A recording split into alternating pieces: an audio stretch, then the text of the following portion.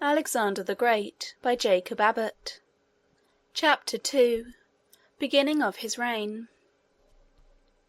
Alexander was suddenly called upon to succeed his father on the Macedonian throne in the most unexpected manner, and in the midst of scenes of the greatest excitement and agitation. The circumstances were these. Philip had felt very desirous, before setting out upon his great expedition into Asia, to become reconciled to Alexander and Olympius. He wished for Alexander's co-operation in his plans, and then, besides, it would be dangerous to go away from his own dominions with such a son left behind in a state of resentment and hostility. So Philip sent kind and conciliatory messages to Olympius and Alexander, who had gone, it will be recollected, to Epirus, where her friends resided. The brother of Olympius was king of Epirus. He had been at first incensed at the indignity which had been put upon his sister by Philip's treatment of her. But Philip now tried to appease his anger also, by friendly negotiations and messages. At last he arranged a marriage between the king of Epirus and one of his own daughters, and this completed the reconciliation. Olympius and Alexander returned to Macedon, and great preparations were made for a very splendid wedding. Philip wished to make this wedding not merely the means of confirming his reconciliation with his former wife and son, and establishing friendly relations with the king of Epirus. He also prized it as an occasion for paying marked and honourable attention to the princes and great generals of the other states of Greece. He consequently made his preparations on a very extended and sumptuous scale, and sent invitations to the influential and prominent men far and near. These great men, on the other hand, and all the other public authorities in the various Grecian states, sent compliments, congratulations, and presents to Philip, each seeming ambitious to contribute his share to the splendour of the celebration. They were not wholly disinterested in this, it is true. As Philip had been made commander-in-chief of the Grecian armies, which were about to undertake the conquest of Asia, and as, of course, his influence and power in all that related to that vast enterprise would be paramount and supreme, and as all were ambitious to have a large share in the glory of that expedition, and to participate, as much as possible, in the power and in the renown which seemed to be at Philip's disposal, all were, of course, very anxious to secure his favour. A short time before, they were contending against him, but now, since he had established his ascendancy, they all eagerly joined in the work of magnifying it and making it illustrious. Nor could Philip justly complain of the hollowness and falseness of these professions of friendship. The compliments and favours which he offered to them were equally hollow and heartless. He wished to secure their favour as a means of aiding him up the steep path to fame and power which he was attempting to climb. They wished for his, in order that he might, as he ascended himself, help them up with him. There was, however, the greatest appearance of cordial and devoted friendship. Some cities sent him presents of golden crowns, beautifully wrought and of high cost.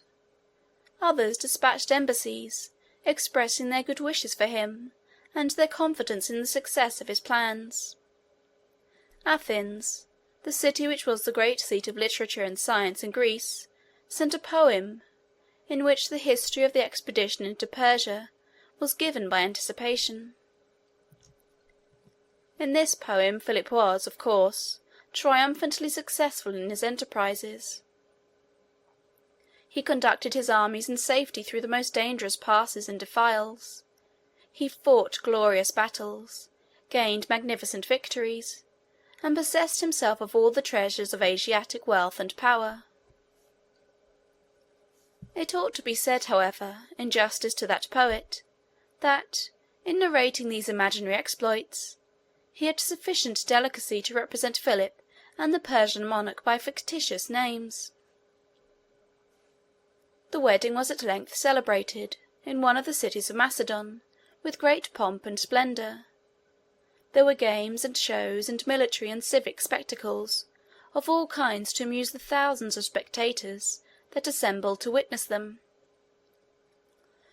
In one of these spectacles they had a procession of statues of the gods. There were 12 of these statues, sculptured with great art, and they were borne along on elevated pedestals, with censers and incense and various ceremonies of homage, while vast multitudes of spectators lined the way. There was a 13th statue, more magnificent than the other 12, which represented Philip himself in the character of a god. This was not, however, so impious as it would at first seem, for the gods whom the ancients worshipped were, in fact, only deification of old heroes and kings who had lived in early times, and had acquired a reputation for supernatural powers by the fame of their exploits, exaggerated in descending by tradition in superstitious times. The ignorant multitude accordingly, in those days, looked up to a living king with almost the same reverence and homage which they felt for their deified heroes, and these deified heroes furnished them with all the ideas they had of God. Making a monarch a god, therefore, was no very extravagant flattery. After the procession of the statues passed along, there came bodies of troops, with trumpets sounding and banners flying. The officers rode on horses, elegantly caparisoned, and prancing proudly. These troops escorted princes, ambassadors, generals, and great officers of state, all gorgeously decked in their robes and wearing their badges and insignia. At length King Philip himself appeared in the procession. He had arranged to have a large space left, in the middle of which he was to walk. This was done in order to make his position the more conspicuous, and to mark more strongly his own high distinction above all the other potentates present on the occasion. Guards preceded and followed him, though at considerable distance, as has already been said. He was himself clothed with white robes, and his head was adorned with a splendid crown. The procession was moving toward a great theatre, where certain games and spectacles were to be exhibited. The statues of the gods were to be taken into the theatre, and placed in conspicuous positions there, in view of the assembly, and then the procession itself was to follow. All the statues had entered, except that of Philip, which was just at the door, and Philip himself was advancing in the midst of the space left for him, up the avenue by which the theatre was approached, when an occurrence took place by which the whole character of the scene, the destiny of Alexander, and the fate of 50 nations, was suddenly and totally changed. It was this. An officer of the guards, who had his position in the procession near the king, was seen advancing impetuously toward him, through the space which separated him from the rest, and, before the spectators had time even to wonder what he was going to do, he stabbed him to the heart. Philip fell down in the street and died. A scene of indescribable tumult and confusion ensued. The murderer was immediately cut to pieces by the other guards.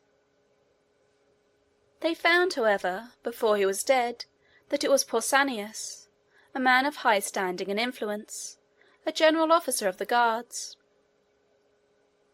He had had horses provided and other assistance ready to enable him to make his escape, but he was cut down by the guards before he could avail himself of them. An officer of the state immediately hastened to Alexander, and announced to him his father's death and his own ascension to the throne. An assembly of the leading councillors and statesmen were called, in a hasty and tumultuous manner, and Alexander was proclaimed king with prolonged and general acclamations. Alexander made a speech in reply. The great assembly looked upon his youthful form and face as he arose, and listened with intense interest to hear what he had to say. He was between 19 and 20 years of age, but though thus really a boy, he spoke with all the decision and confidence of an energetic man. He said that he should at once assume his father's position and carry forward his plans. He hoped to do this so efficiently that everything would go directly onward, just as if his father had continued to live, and that the nation would find that the only change which had taken place was in the name of the king. The motive which induced Pausanias to murder Philip in this manner was never fully ascertained. There were various opinions about it. One was that it was an act of private revenge, occasioned by some neglect or injury which Pausanias had received from Philip. Others thought that the murder was instigated by a party in the states of Greece, who were hostile to Philip, and unwilling that he should command the allied armies that were about to penetrate into Asia. Demosthenes, the celebrated orator, was Philip's great enemy among the Greeks. Many of his most powerful orations were made for the purpose of arousing his countrymen to resist his ambitious plans, and to curtail his power.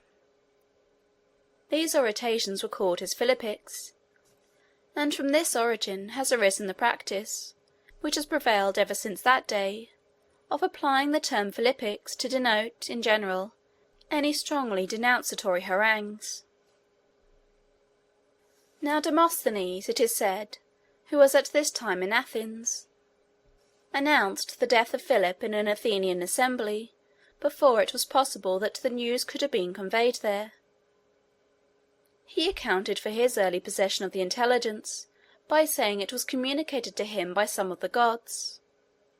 Many persons have accordingly supposed that the plan of assassinating Philip was devised in Greece, that Demosthenes was a party to it, that Pausanias was the agent for carrying it into execution, and that Demosthenes was so confident of the success of the plot, and exulted so much in this certainty, that he could not resist the temptation of thus anticipating its announcement.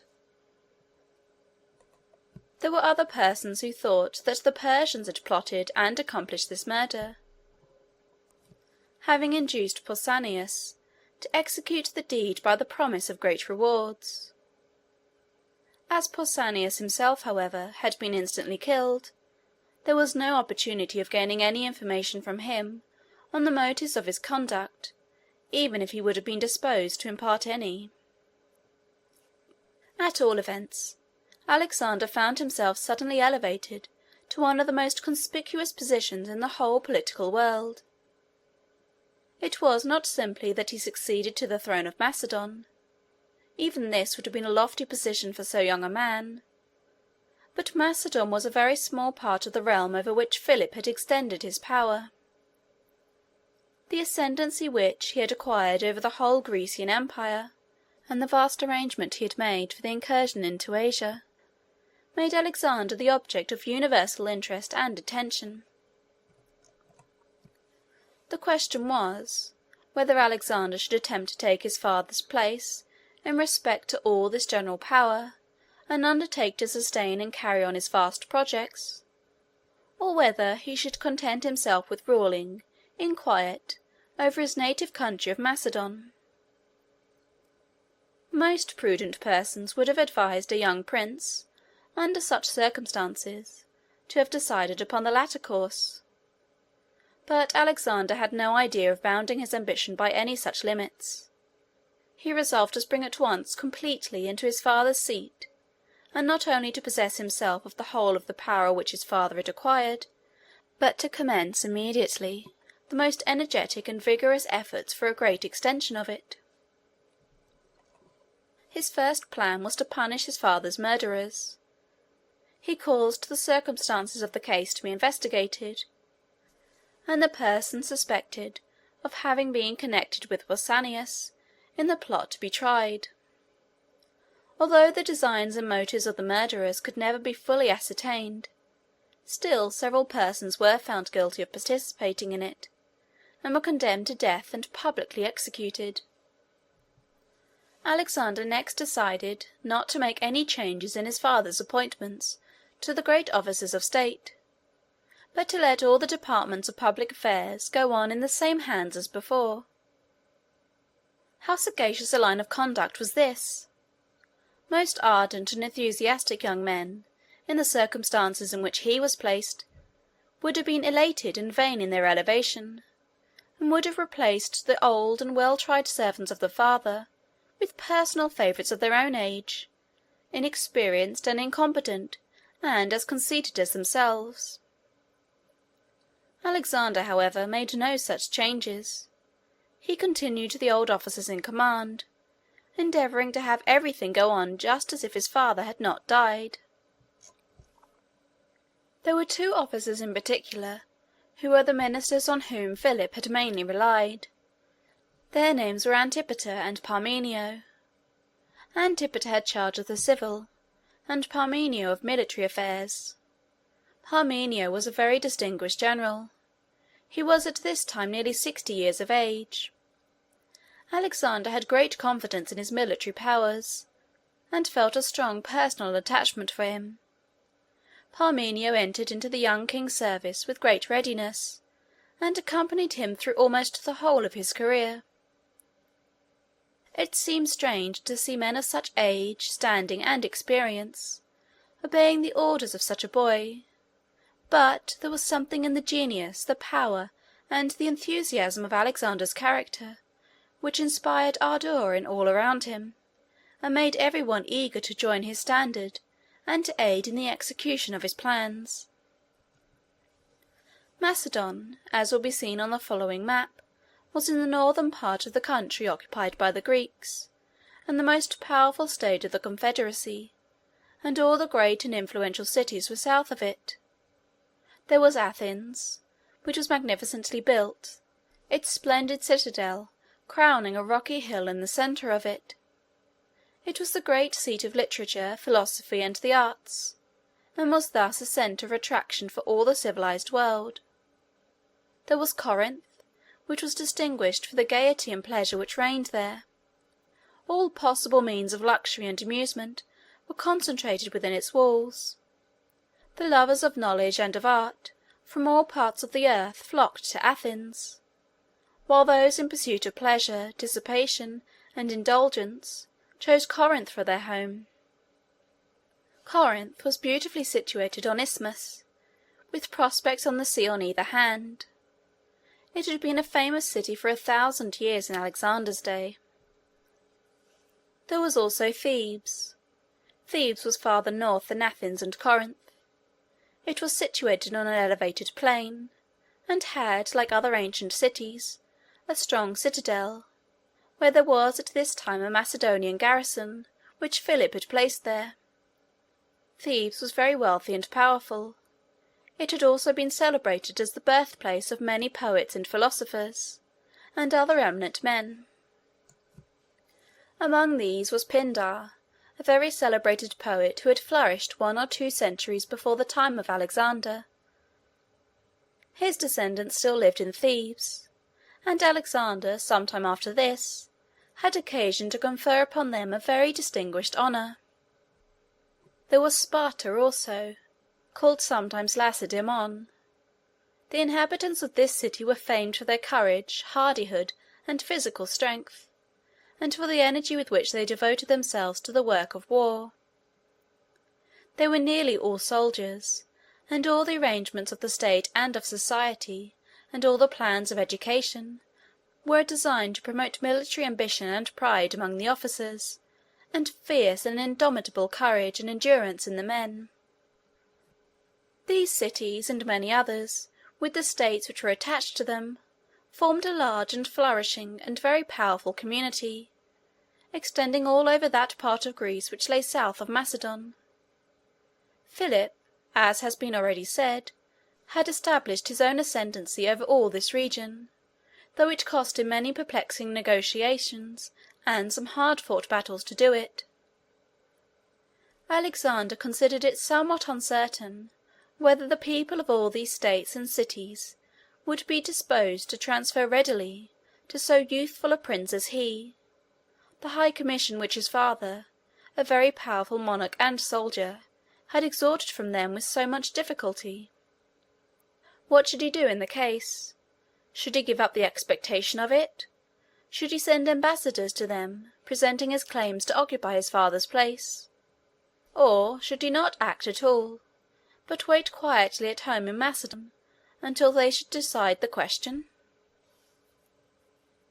Instead of doing either of these things, Alexander decided on the very bold step of setting out himself, at the head of an army, to march into southern Greece for the purpose of presenting in person, and, if necessary, of enforcing his claim to the same post of honour and power which had been conferred upon his father. Considering all the circumstances of the case, this was perhaps one of the boldest and most decided steps of Alexander's whole career. Many of his Macedonian advisers counselled him not to make such an attempt, but Alexander would not listen to any such cautions.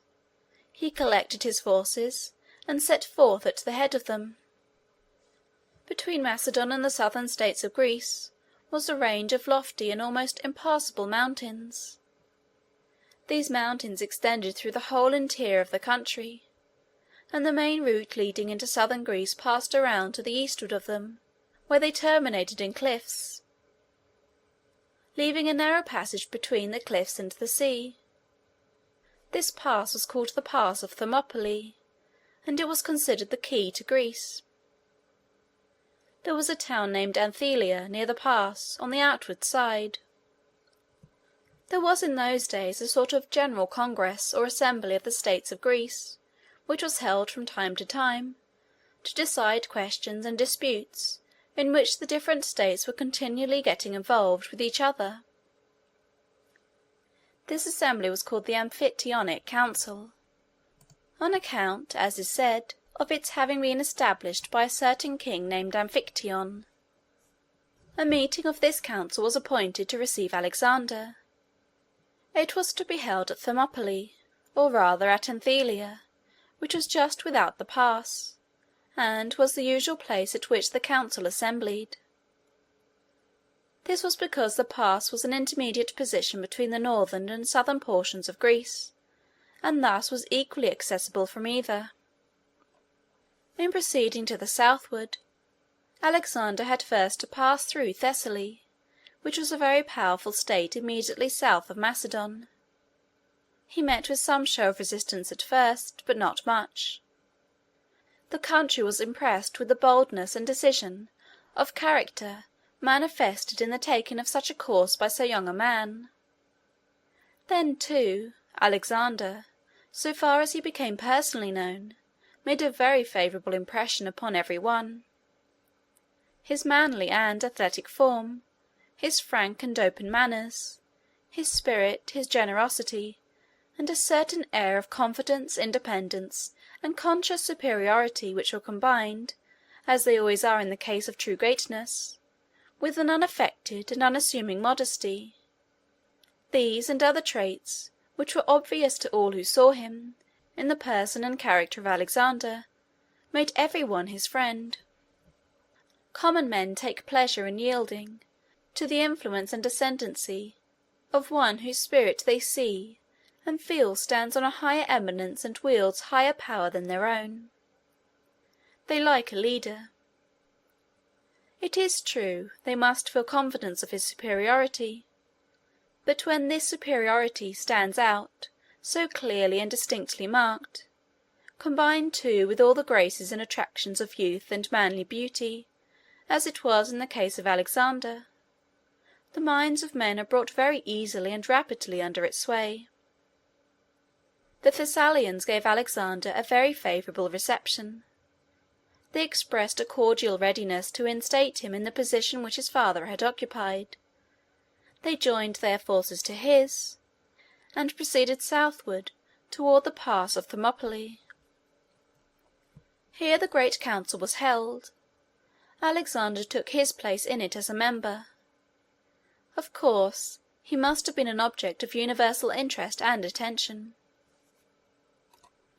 The impression which he made here seems to have been very favourable.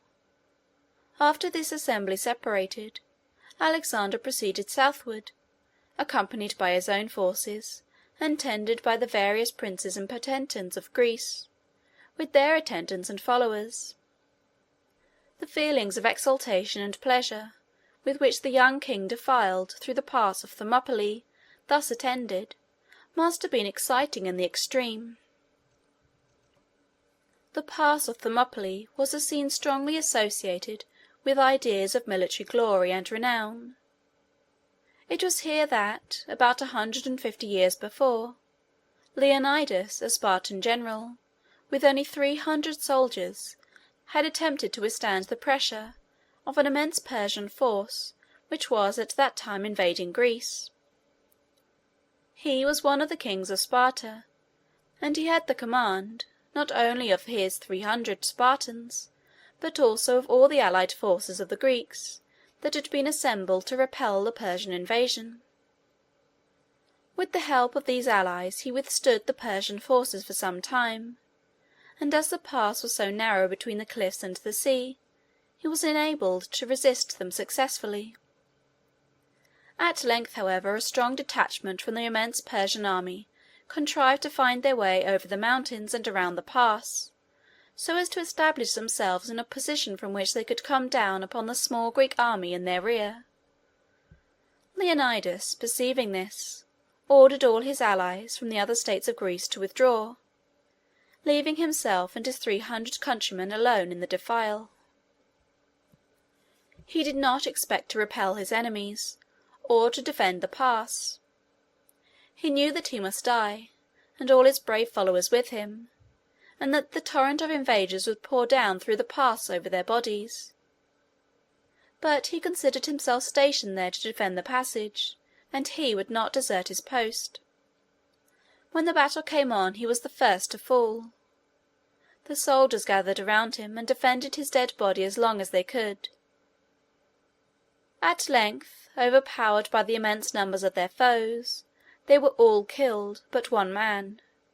He made his escape and returned to Sparta. A monument was erected on the spot with this inscription: "Go, traveller, to Sparta, and say that we lie here, on the spot at which we were stationed to defend our country." Alexander passed through the defile. He advanced to the great cities south of it, to Athens, to Thebes, and to Corinth. Another great assembly of all the monarchs and potentates of Greece was conceived in Corinth, and here Alexander attained the object of his ambition, in having the command of the great expedition into Asia conferred upon him. The impression which he made upon those with whom he came into connection by his personal qualities must have been favourable in the extreme. That such a youthful prince should be selected by so powerful a confederation of nations as their leader, in such an enterprise as they were about to engage in, indicates a most extraordinary power on his part of acquiring an ascendancy over the minds of men, and of impressing all with the sense of his commanding superiority.